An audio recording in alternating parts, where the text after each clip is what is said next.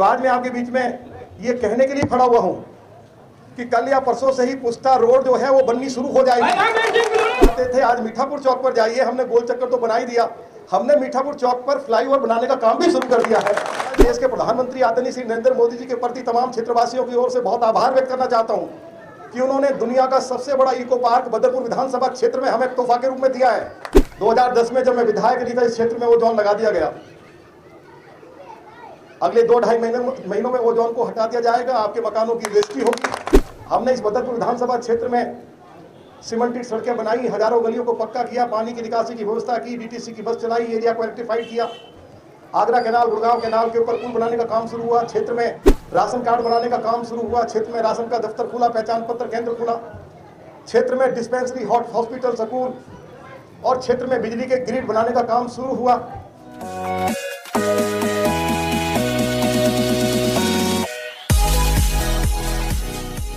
वाले श्री रामवीर सिंह विधोड़ी जी हमारे बीच में तशरीफ ला चुके हैं।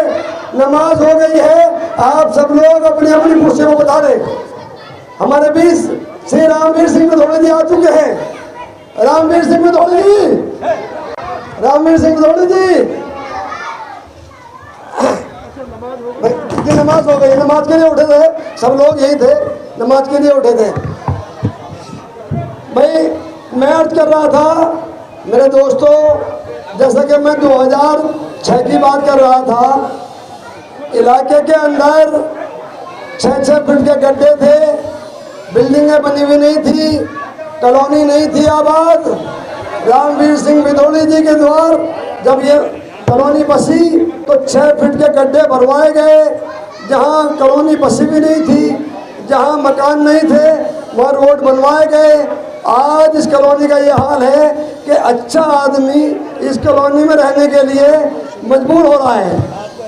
तशरीफ रखे भाई, सही रखे खलील भाई।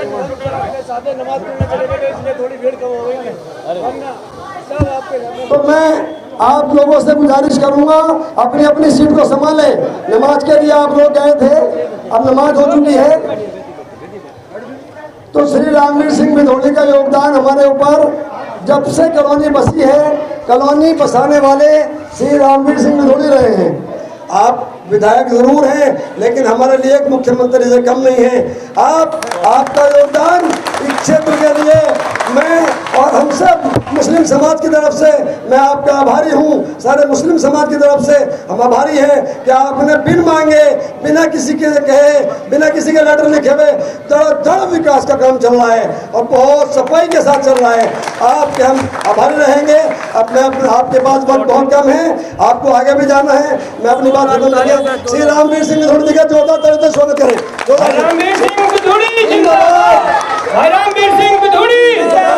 जैतपुर विस्तार के सभी सम्मानित बुजुर्गों, भाई और बहनों, मैं सबसे पहले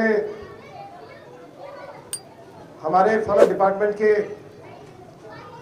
सभी सम्मानित अधिकारियों को अपनी ओर से और क्षेत्रवासियों की ओर से बहुत बहुत मुबारकबाद देना चाहता हूं, उनका धन्यवाद करना चाहता हूं कि उन्होंने जैतपुर पार्ट 2 में बहुत ही शानदार ये 25 फीटा रोड बनाया है और मैंने सभी कॉलोनी के सम्मानित निवासियों से जानकारी ली है, वो बहुत खुश हैं। अगर हमारे कॉलोनी वासी खुश हैं तो मेरे लिए इससे ज्यादा खुशी की बात और क्या हो सकती है। 33 फीटा जो रोड है उसके ऊपर मेरे ख्याल से काम अभी शुरू हुआ है, क्या नहीं हुआ समूहराज जी? चालू हो गया है। 1993 में पहली बार जब मैं इस एरिया से विधायक बना तो कुरैशी साहब ने बिल्कुल ठीक कहा कि अब बहुत कम घर होते थे। जब बरसात होती थी, बोट चल जाती थी, नाव, और लोगों को पुश्ते पे शरण लेनी पड़ती थी, टेंट लगाने पड़ते थे। और मैं बराबर लोगों के बीच में रह के जो कुछ मेरे से खिदमत बन पाती थी मैं करता था। लेकिन लोगों से मैं उस समय एक ही गुजारिश करता था कि देखो भाई, जमीन का जो टुकड़ा आपने लिया इसको बेचकर नहीं जाना, और यदि आपके पास कुछ पैसा घर में आपने जमा करके रखा हो तो इस एरिया में जमीन का टुकड़ा और खरीद लेना। और जो जमीन का टुकड़ा आज आप खरीदेंगे, एक दिन ऐसा समय आएगा कि आपकी जमीन की कीमत कम से कम 1 लाख रुपए गज होगी, तो लोग मेरी तरफ देख करके कि ये रामवीर सिंह बिधूड़ी क्या कह रहा है। नफीस कुरैशी साहब ने बिल्कुल ठीक कहा कि हमने 1993 से लेकर आज तक इस कॉलोनी में हमने सीमेंटेड सड़कें भी बनाई, पानी की निकासी की व्यवस्था भी की, हमने इस एरिया को इलेक्ट्रीफाइड भी किया, ठेकेदारों की लूट से हमने लोगों को छुटकारा भी दिलवाया। हमने इस कॉलोनी को डीटीसी की बस के साथ जोड़ा था, लेकिन बाद में वो बंद हो गई। इस क्षेत्र में ये जो आपका पुस्ता वाला रोड है, इसको भी हमने पक्का किया। आपके बगल में जो सीनियर सेकेंडरी स्कूल अभी बनके तैयार हो गया है, 2008 में जब मैं विधायक था तो इस स्कूल के लिए मैं जमीन देकर गया था, लेकिन 2008 में मैं चुनाव हार गया। उस जमीन के ऊपर स्कूल की इमारत खड़ी नहीं हो सकी। पिछले 10 सालों में कोशिश भी की हमारे जनप्रतिनिधियों ने, तो उसमें वो कामयाब नहीं हुए। अभी जो 2020 का विधानसभा का चुनाव हुआ था, तो मैंने ये कहा था कि मैं चुनाव जीतने के बाद 6 महीने के अंदर ये जो खंडर आप देख रहे हो, इसको मैं एक बहुत शानदार इमारत में तब्दील कर दूंगा और इसमें आपके बच्चे आपके बच्चों के लिए बेहतरीन से बेहतरीन तालीम की व्यवस्था की जाएगी। आज जो 32 कमरों की बिल्डिंग बनकर तैयार हो गई है, उसका उद्घाटन भी हो गया है। उसमें उसको सर्वोदय विद्यालय का दर्जा मिला है। हमारे बच्चों को अच्छी से अच्छी तालीम मिलेगी। हमारे बच्चे पढ़ेंगे, लिखेंगे, डॉक्टर बनेंगे, इंजीनियर बनेंगे, एसपी बनेंगे, कलेक्टर बनेंगे। तो तालीम पर हमारा हमेशा बहुत जोर रहा है। इस पूरे बदरपुर विधानसभा क्षेत्र में, केवल आपके क्षेत्र में नहीं, पूरे बदरपुर विधानसभा क्षेत्र में यदि आप नजर उठा के देखेंगे, इस क्षेत्र में कभी एक भी पक्की गली नहीं होती थी। सारे कच्चे रास्ते थे। मोटर कार की बात छोड़ दीजिए, भैंसा बुग्गी चलना मुश्किल था। हमने इस बदरपुर विधानसभा क्षेत्र में सीमेंटेड सड़कें बनाई, हजारों गलियों को पक्का किया, पानी की निकासी की व्यवस्था की, डीटीसी की बस चलाई, एरिया को इलेक्ट्रीफाइड किया। आगरा कैनाल, गुड़गांव कैनाल के ऊपर पुल बनाने का काम शुरू हुआ। क्षेत्र में राशन कार्ड बनाने का काम शुरू हुआ। क्षेत्र में राशन का दफ्तर खुला, पहचान पत्र केंद्र खुला। क्षेत्र में डिस्पेंसरी, हॉस्पिटल, स्कूल और क्षेत्र में बिजली के ग्रिड बनाने का काम शुरू हुआ। जिस क्षेत्र के बारे में लोग ये कहते थे कि ये दिल्ली का ही नहीं बल्कि हिंदुस्तान का सबसे पिछड़ा इलाका है, जब हमारे इस क्षेत्र में कुछ जो लोग रहते थे, उनके रिश्तेदार मिलने के लिए आते थे, तो वो कहते थे कि आप कहाँ आके बस गए। और आज मैं ये कहने के लिए खड़ा हुआ हूँ कि अभी मेरा 1.5 साल हुआ है, 3.5 साल बाकी है। और 3.5 साल के बाद, क्योंकि मेरी उम्र 73 साल होगी, जब आपसे विदाई लूंगा तो आपके रिश्तेदार जब इस इलाके में आएंगे तो वो ये कहेंगे कि आपका क्षेत्र दिल्ली का ही सबसे अच्छा क्षेत्र नहीं है, बल्कि ये दुनिया का सबसे बेहतरीन इलाका है। ये आपके दोस्त और रिश्तेदार जब आपको मिलने के लिए आएंगे तो आपको ये रिपोर्ट देंगे, तो फिर मुझे दुआओं में जरूर याद रखना।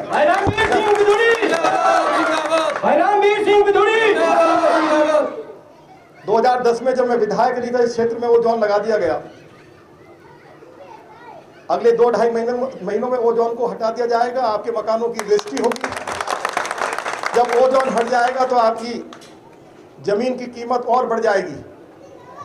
जब मैं विधानसभा के चुनाव से पहले एक बात कहता था कि मैं यदि चुनाव जीत गया तो मैं इस इलाके में 6 लेन का हाईवे लाऊंगा, तो मेरे विरोधी कहते थे ये झूठिस्तान रेडियो है। जब मैं ये कहता था कि मीठापुर चौक पर मैं फ्लाईओवर बनाऊंगा, मैं लोहिया पुल के स्थान पर नया पुल बनाऊंगा, मैं आगरा कैनाल का जो पुल टूटा हुआ है उसके स्थान पर नया पुल बनाऊंगा, तो लोग मेरा मजाक उड़ाते थे। आज मीठापुर चौक पर जाइए, हमने गोल चक्कर तो बना ही दिया, हमने मीठापुर चौक पर फ्लाईओवर बनाने का काम भी शुरू कर दिया है। और 6 लेन का हाईवे का जो निर्माण का कार्य वो शुरू हो गया। जब मैं कहता था कि ये बदरपुर पावर हाउस को हम बंद करेंगे और इसको बंद करके इस जमीन पर दुनिया का सबसे बड़ा इको पार्क बनाया जाएगा, मैं आज देश के प्रधानमंत्री आदरणीय श्री नरेंद्र मोदी जी के प्रति तमाम क्षेत्रवासियों की ओर से बहुत आभार व्यक्त करना चाहता हूं कि उन्होंने दुनिया का सबसे बड़ा इको पार्क बदरपुर विधानसभा क्षेत्र में हमें तोहफा के रूप में दिया है, जो लार्जेस्ट इको पार्क है वो अमेरिका के न्यूयॉर्क में है। और आपको ये जानकर खुशी होगी कि इस इको पार्क का 40% काम पूरा हो गया है। 60% जो काम है वो 2024 तक पूरा हो जाएगा।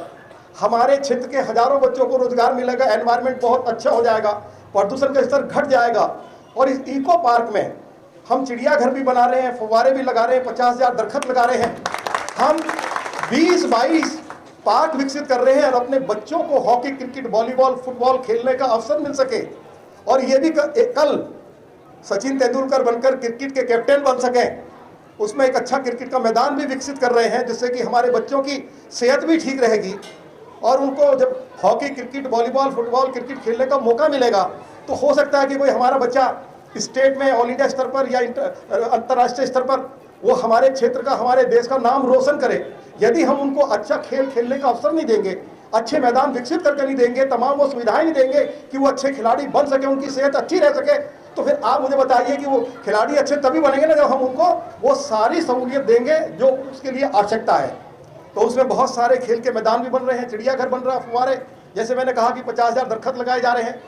हमारे बुजुर्ग बैठे हैं, किसी की लात में अगर कोई टांग में कहीं थोड़ा सा बाय आ गई है या अब थोड़ा सा दर्द हो रहा है तो उसमें ऐसी हट्स बनाई जा रही है जहां मसाज की व्यवस्था होगी, मालिश होगी तो टांग का दर्द भी ठीक हो जाएगा। ये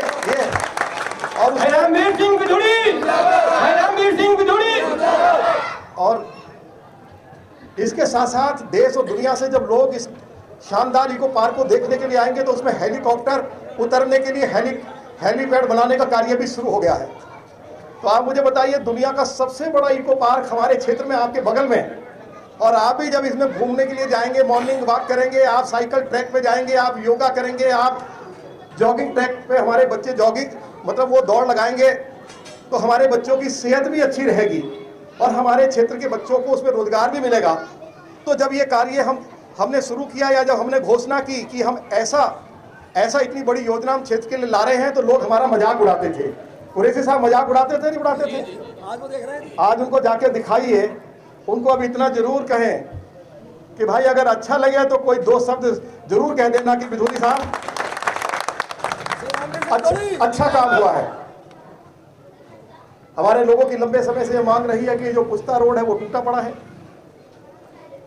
जब बार बार मैं क्षेत्र में अनेक विकास के कार्य करता हूं, मैं पोस्ट डालता हूं, तो बहुत हमारे क्षेत्र के लोग कहते हैं बिधूरी साहब ये जो पुस्ता रोड है ये कब बनेगी, ये टूटी पड़ी है, ये चौड़ी कब होगी।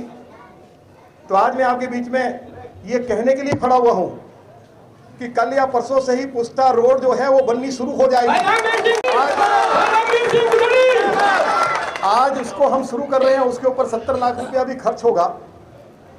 अभी उसको इतनी बढ़िया सड़क बना देंगे जैसी सड़क आपने कनॉट प्लेस में या इंडिया गेट के आसपास जहां हमारे मंत्री और प्रधानमंत्री जी रहते हैं, जितनी बेहतरीन सड़क वहां वैसी सड़क हम बना के आपको दे रहे हैं। और 2022 में हम इस पुस्ता रोड को चौड़ा करना शुरू कर देंगे।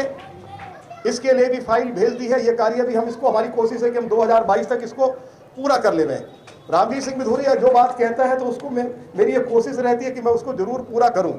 और मैं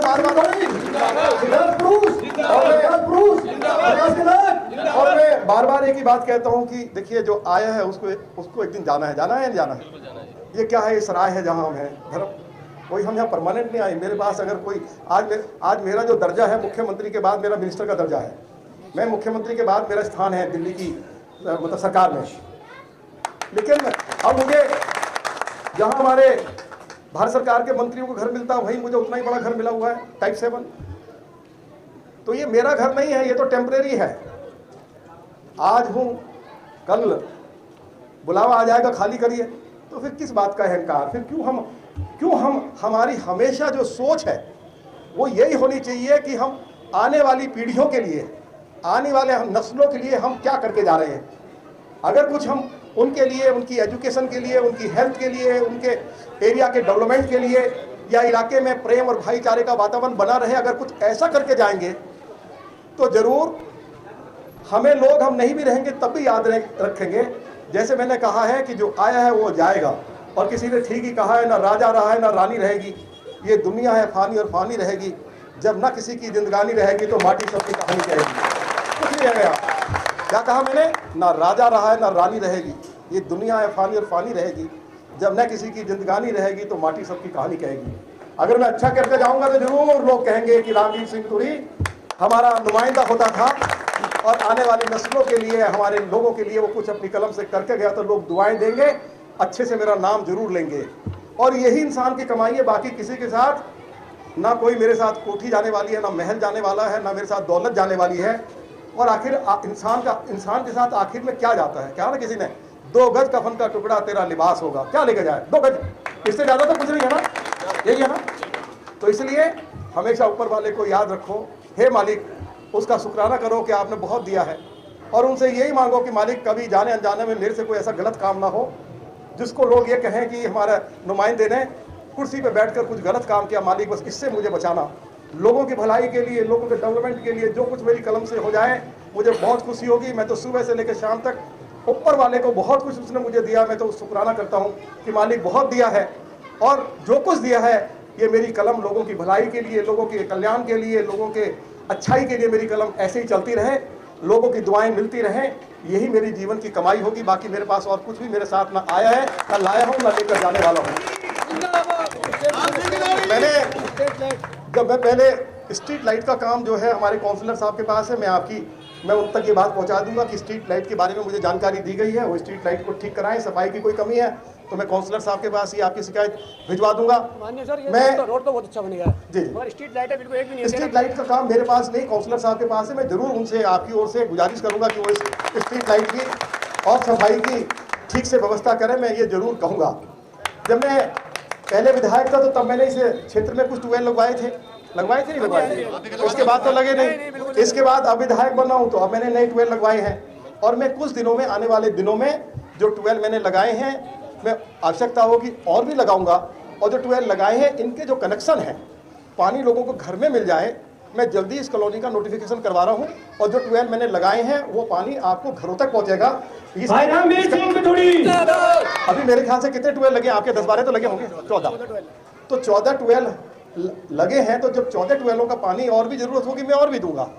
अब ये बताइए, अगर मैं आपका जनप्रतिनिधि हूँ और मुझे बेस्ट एमएलए का अवार्ड भी मिला है, और दिल्ली और देश में रामवीर सिंह बिदूड़ी की इस बात के लिए बहुत तारीफ होती है कि भाई रामवीर सिंह बिदूड़ी डेवलपमेंट का काम बहुत करता है, और मेरे रहते हुए यदि मेरे क्षेत्र में कोई सड़कें टूटी हुई हैं, बिजली ठीक नहीं आ रही है, या लोग पीने के पानी के लिए वो बेचारे दाएं बाएं अगर वो घूम रहे हैं या उनको तकलीफ है, तो फिर मेरी जो मैं आपकी नुमाइंदगी कर रहा हूँ, फिर मेरी ये जो आपने जो सब कुछ ताकत दी है, तो फिर इसको क्या है, इसका फिर फायदा क्या है?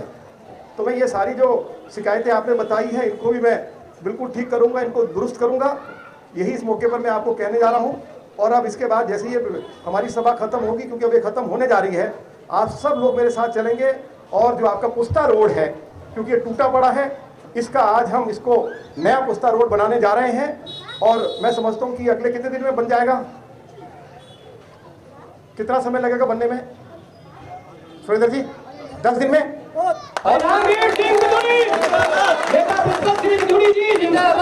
10 दिन में बन जाएगा, गड्ढे बिल्कुल खत्म हो जाएंगे।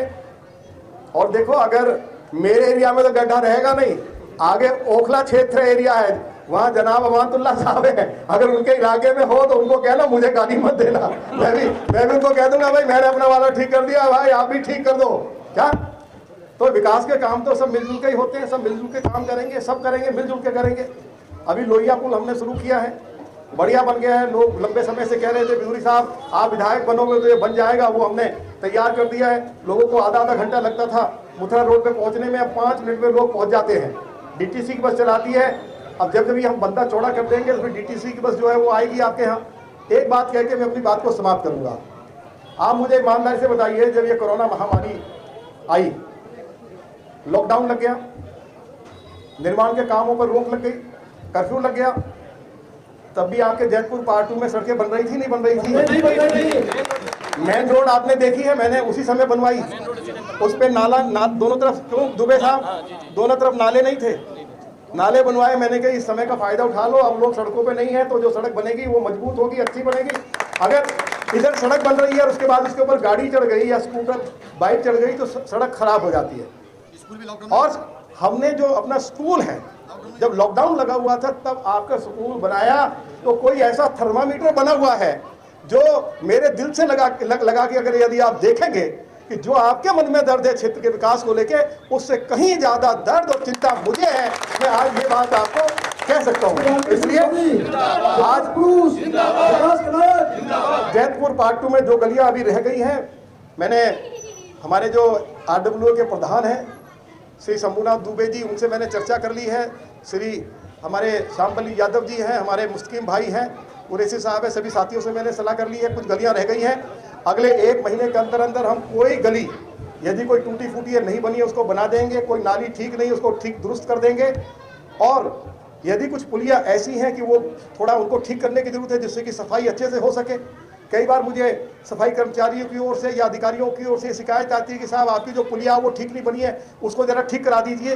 तो मैंने अधिकारियों को कह दिया है कि इलाके में जितनी पुलियां हैं उनको ठीक करने की यदि आवश्यकता है तो उनको ठीक कराया जाए, और जितने पैसे की आवश्यकता होगी पैसे की कोई कमी नहीं रहेगी। तो अगले 1-1.5 महीने में जो काम बाकी रह गए इनको भी हम पूरा कर देंगे। यही बात मैं आप सभी को कहने के लिए खड़ा हुआ था। आप बहुत बड़ी संख्या में यहाँ उपस्थित हुए हैं, हाजिर हुए हैं। मुझे 3 बजे आना था, लेकिन मैं लगभग 2 घंटे देरी से आया। उसके बावजूद भी आप बहुत बड़ी संख्या में आए हैं और आपने मेरी बात को बहुत ही अच्छे से और बहुत ही शांतिपूर्वक तरीके से आपने सुना है। और जो आपके नुमाइंदे हैं उन्होंने मुझे कुछ और आपकी समस्याओं के बारे में जो जानकारी दी है, मैं आपकी एक-एक समस्या का पूरी तरह से समाधान करूंगा। मुझे उस दिन बहुत खुशी होगी कि इस इलाके में कोई नया बरात घर भी बन जाए, ये इलाका DTC बस और मेट्रो के साथ भी जुड़ जाए।